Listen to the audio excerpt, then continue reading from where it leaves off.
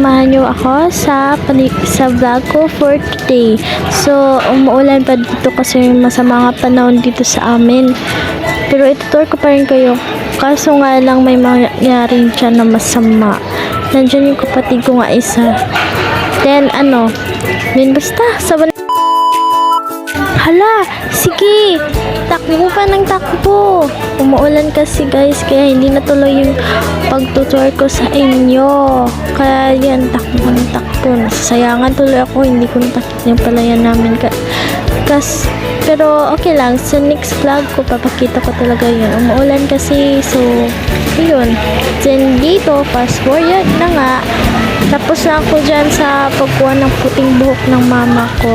And, papunta na ulit tayo sa palengke. Kasi nga, doon ako mag-internet kasi walang internet dito sa amin.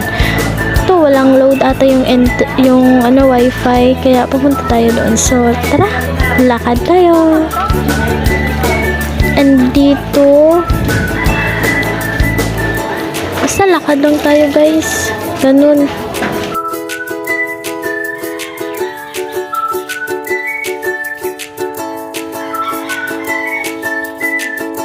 So, nadaanan ko pala yung chapel, then nagdasal lang ako daan.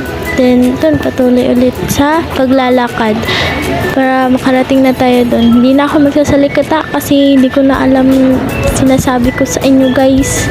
So, okay.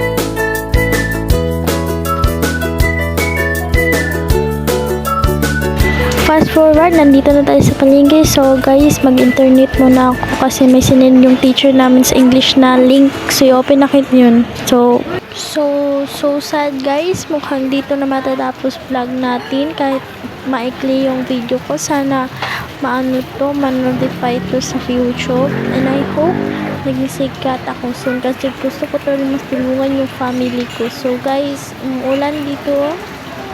Umuulan sa amin. Wala nga kami pasok ngayon kasi maulan. Kahapon pa yan nag-start eh. So, yun lang. Bye-bye. Love you!